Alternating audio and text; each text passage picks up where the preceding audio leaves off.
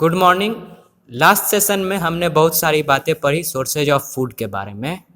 हमने जाना कि हमें फूड कहाँ से मिलते हैं, किस टाइप के फूड होते हैं, सीरियल्स क्या होते हैं, ये सब बातें पल्सेज हमने जानी।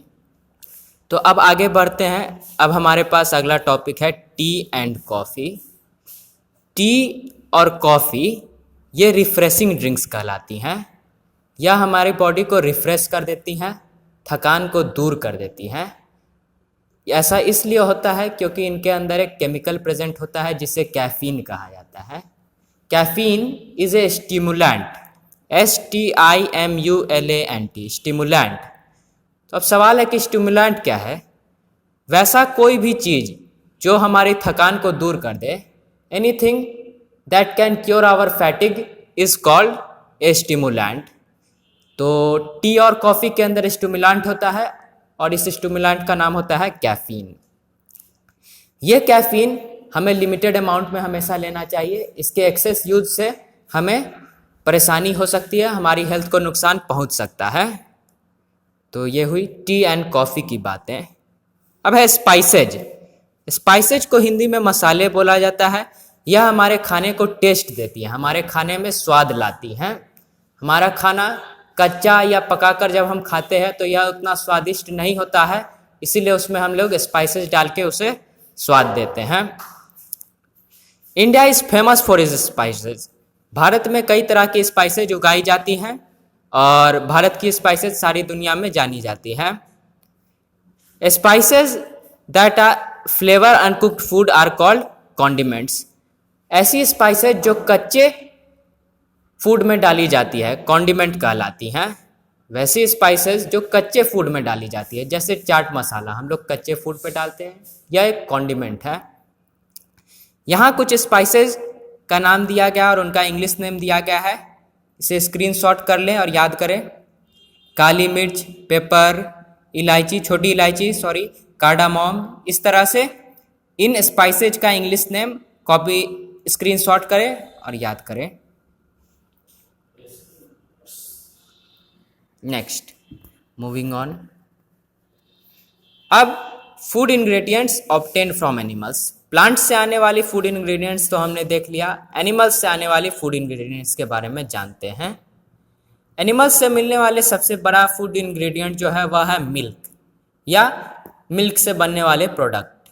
मिल्क यह हमारे लिए काफ़ी इंपॉर्टेंट है। मिल्क को कंप्लीट फूड भी कहा जाता है क्योंकि इसके अंदर सारे न्यूट्रिएंट्स होते हैं।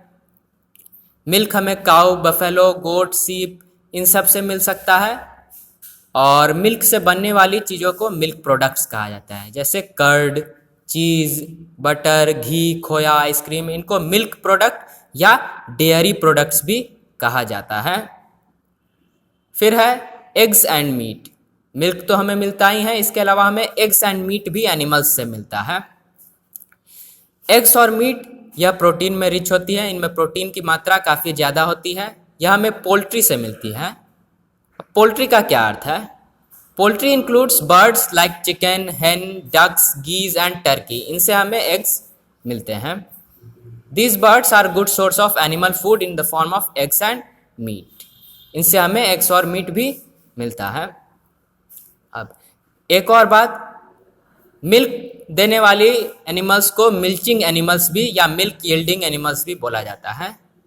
The animals which produce milk are called milk yielding और milching animals.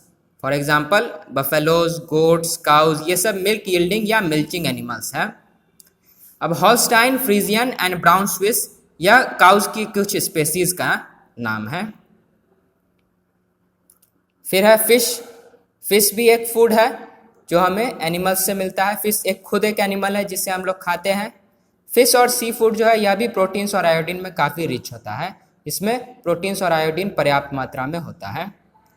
Fish is the major part of food for people living in the coastal regions. वैसे लोग जो कोस्टल रीजन समुद्री इलाकों में रहते हैं, समुद्र तटीय इलाकों में, उनका मेन फूड फिश या सी फूड होता है। एंड देन हनी, इसके अंदर शुगर, मिनरल और एंजाइम्स होते हैं। यह एक तरह का आयुर्वेदिक मेडिसिन भी है। हनी बीज प्रोड्यूस करती हैं फ्लावर्स के नेक्टार से। नेक्टार फ्लावर के द्वारा जो जूस मिलता है, जो हनीज एक्सट्रैक्ट करती है, उसे नेक्टार ऑफ फ्लावर कहा जाता है। देखिए यहाँ पर एक पिक्चर। आगे बढ़ते हैं। देखिए एनिमल्स से हमें कौन कौन से फूड मिले, milk, butter, ghee, eggs, meat, fish and honey. और प्लांट से cereals, pulses, vegetables, fruits, oil seeds, sugar, tea and coffee, spices, ये सब चीज़ें। तो यहाँ से हम समझ सकते हैं कि प्लांट से हमें ज़्यादा वैरायटी ऑफ फूड मिलता है। अब food habits of humans and animals. Food habit के आधार पर जीव जंतुओं को 3 हिस्सों में बांटा जाता है, हर्बीवोर्स, कार्निवोर्स एंड ओमनीवोर्स। वैसे जीव जंतु जो सिर्फ ग्रास, प्लांट्स या प्लांट प्रोडक्ट्स खाते हैं हर्बीवोर्स कहलाते हैं। इनके एग्जाम्पल एलिफेंट, कैमल, काऊ, डियर, गोट, ग्रास हॉपर, ये सब हर्बीवोर्स हैं। वैसे जीव जो सिर्फ फ्लेश खाते हैं, मीट खाते हैं, कार्निवोर्स कहलाते हैं। यहाँ example lion, tiger, jackal, frog, snake, lizard, carnivores, ये सब हो सकते हैं। कुछ एनिमल्स ऐसे होते हैं जो डेड एनिमल्स का फ्लेश खाते हैं, मरे हुए जीव जंतुओं का। इन जीवों को स्कैवेंजर्स कहा जाता है।